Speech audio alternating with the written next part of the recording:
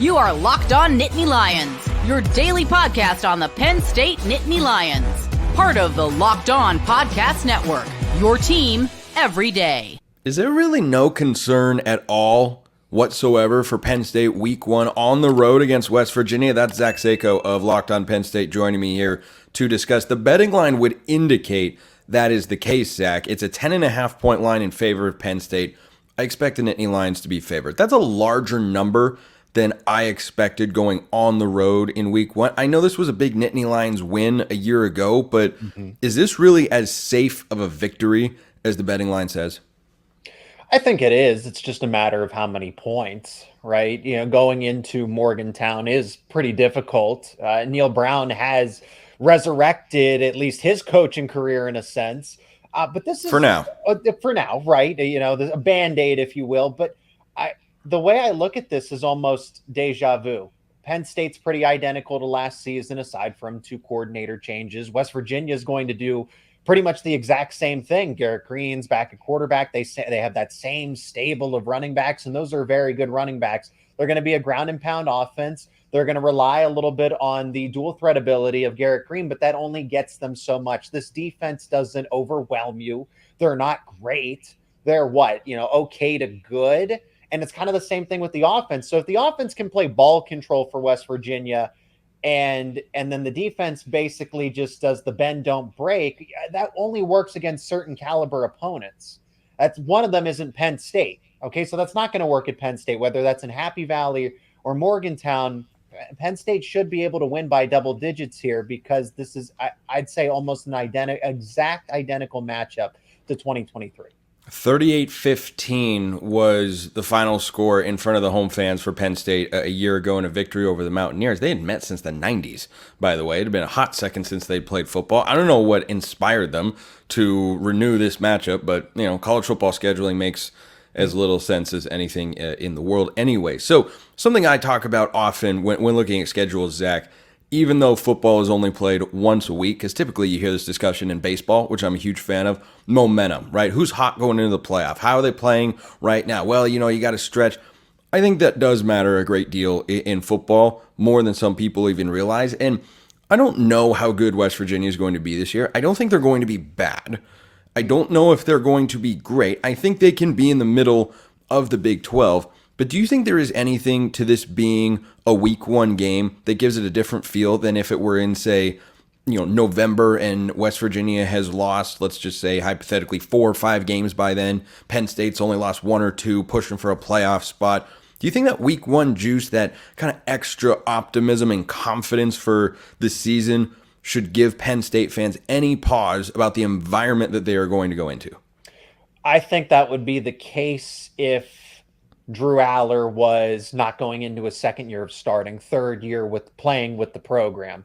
Nicholas Singleton and Katron Allen, same thing, right? This offense is, at least the stars, quote unquote, are the veterans, right? They're the faces of this program now. So there isn't that inexperience. How do you handle the noise? That happened last year on the road against Ohio State, where some of the younger players are starting to come into their own. Like, this is their program. This is their team now.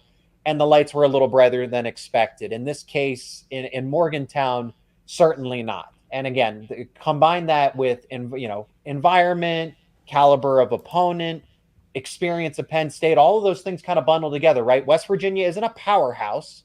Penn State is familiar with the system, and they can beat that system, right? West Virginia is a kryptonite for a lot of other teams. Okay, Penn State's played Michigan and Ohio State, right? Those are better versions of what West Virginia tries to do. Ground and pound, be physical, right? It's not like those. I would say if this was like a USC or a Washington going up against West Virginia week one, a spread team that isn't really used to that kind of physicality, different story. But Penn State has played this way, at least for the past 2 seasons, where they are the ground and pound team and rely on ball control, physicality. They're essentially better than West Virginia at its own game. When you look at what happened last year in this game, Garrett Green, 16 of 27, 162 yards, no touchdowns, no interceptions. Certainly the Mountaineers need him to be more productive than that if they are going to pull what the odds makers think would be a pretty sizable upset here. without Manny Diaz, who's off to be the head coach at Duke, and without Chop Robinson striking the fear of God, rightfully so, into opposing offensive coordinators, how can this Penn State defense replicate that performance in Morgantown? I mean, that's truly a next man up mentality here, right? Penn State isn't replacing, they're reloading. Okay, so you go from Manny Diaz to Tom Allen, who's actually a really good defensive coordinator. He just had to handle a lot of the head coaching responsibilities up in Indiana, but he's said how many times to the Penn State media that he is glad to be back in a role where it's just defense, defense, defense. That's his bread and butter, and I'm glad it is. You saw how it worked out with Manny Diaz. Who's to say it can't be the same, and if not better, for Tom Allen, right? Or at least to allow him to resurrect his coaching career if he wants to be a head coach again one day in, who knows what time. Chop Robinson, okay, yes, they lose him. They lose Adisa Isaac as well, both your two starting defensive ends. Abdul Carter moves down to one of those defensive end spots. So it's not like Penn State is seeing a significant drop-off. You're just having you're trading one game wrecker for another.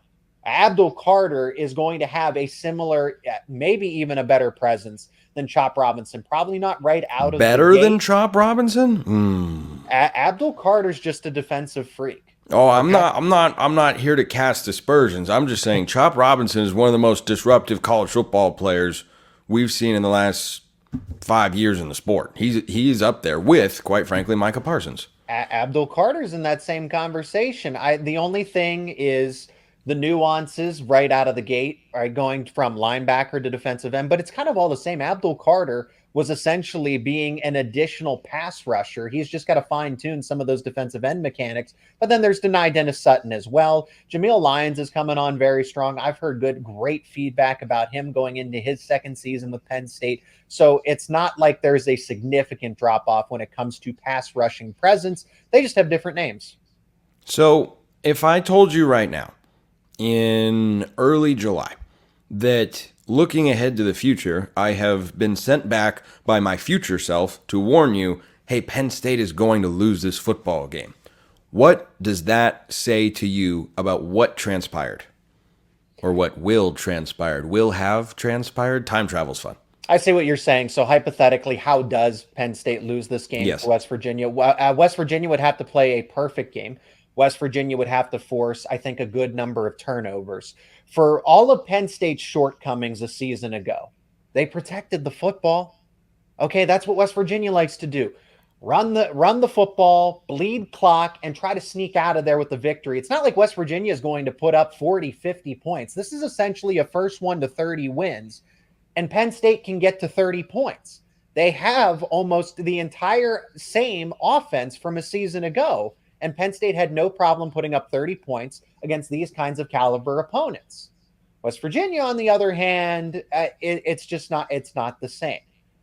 I think environment helps and everything, but at the end of the day, Penn State's still just the more talented team. They have better coaches. Okay, James Franklin versus Neil Brown.